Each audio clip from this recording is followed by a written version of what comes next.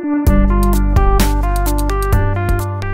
everybody, Lee from PcjunkieMods here. I'm going to do a little unboxing and my thoughts on this case. This is the Bitfenix Phenom micro-atx in white. I'm actually going to be doing 4 builds for Intel in them, so I'll go a little bit over that. But I am going to go ahead and open this up and give you my thoughts. Okay, so I have the case out of the box now, and at a quick glance, I really like this sleek look. You know, no handles this time. As you know from the Prodigy did have the handles. I'm not a big handle fan for some cases. Some cases yes, but for the most part I do go to a lot of LAN parties, so it is a convenient case to have for a LAN party type of rig. Now I really like this because it has this nice clean and sleek look. I mean, everything just flows together. So from the outside, I mean, there's as you can see, nice and plain here, nothing there. And then on this side, all you have is 2 USB 3.0s, an audio and a mic, a reset, and a power button. And that's pretty much it for the outside. And then from the back here, you notice it does have the inverted motherboard. You have a 120mm fan, and then you have hole spacing for a 140 if you wanted to put a 140 in there. You also have the power plug here in the bottom right corner. That is because the power supply is located in the front of the case. So now let me show you the inside of the case. I already took the screws out. For some reason this door doesn't really want to come off here. There you go. Looks like it's jammed or something. But anyway, so for this door, you have 2 SSD mounts for 2.5s, and then obviously your cables here. That pretty much sums up that door. And then the other side is the plain Jane door, nothing on that. So now what I've already done is I've taken out the additional 2.5 adapter. So this 2.5 adapter screws in here. There's 2 holes here and 2 holes on the top. And it does hold up to 3 2.5s. So I've chose to use my favorite drives, my Intel 520 series. They are the best. Everybody asks me what do I buy, or what do I like. These are what I like. So that's that. I went ahead and took that out, but I wanted to show you guys. The case also comes with a 5 1/4 adapter for a hard drive or whatever else you wanted to put in there. There is a breakaway for the 5 1/4 here if you decided you want to modify the front of the chassis.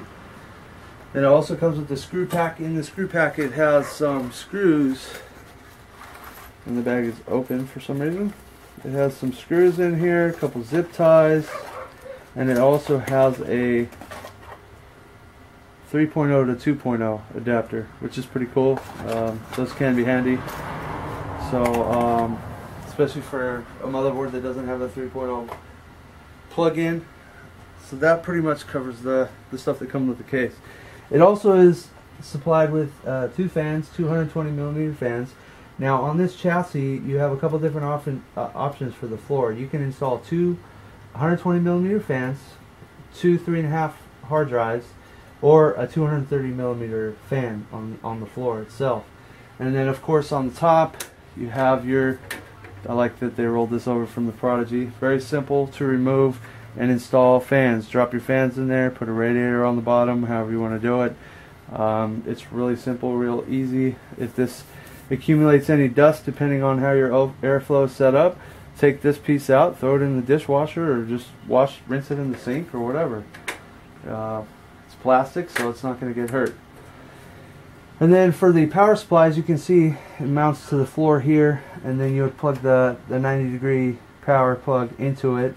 And to install the hard drive, you unscrew the thumb screw, or the hard drive, the power supply. You unscrew the thumb screw here. You pull this chassis piece out. You screw that to your power supply, put it and plug it in, and then put it back in and screw this down. And that's pretty much it. I mean, as you can see, everything on the inside is pretty much white, minus the fans and the cables. For the front, once you put a power supply in here, my guess is that you're going to lose a lot of this space, because your average power supply is going to go about to right here, maybe a little further. So Unless you go to a small form factor power supply, you're probably not going to have any intake fans here. It is capable of holding, it looks like, two 120 fans, maybe a 200 and a 230. It didn't say in the manual. I did look through the manual, and it may say on the box. I didn't look at the box. And last but not least, on the bottom here you have a removable plastic piece, and this plastic piece is like a cover, a dust cover, I would say. It has magnets in the corners here, and so if you chose to put your hard drives down there, you wouldn't really need the airflow to come in and gather on the bottom of your hard drive, so you can stick it in here and slide it around to wherever you like. But anyway, so that pretty much wraps it up. I really like it. This case. It's going to work out well. I actually have 4 of them. I will be doing a build, 4 builds for Intel to demo at some of their upcoming shows. It will be an X79 system. They all will have GTX 780 Ti's in it, and I think this chassis is going to be perfect for the demos. A couple of the things I will be doing to it is it will be painted. It will have a big window and some cable sleeving. So I'm excited to get started on this, because I actually got to get all 4 of these cases down to the painter ASAP, because I have till the end of the month, December, to finish this.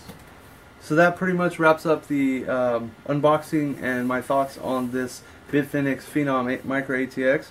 Overall, I give it a double thumbs up because of the fact that it is very clean and sleek, and it will make for a very nice small system for anybody that's to buy this case. Once again, thank you for watching my video. Until next time.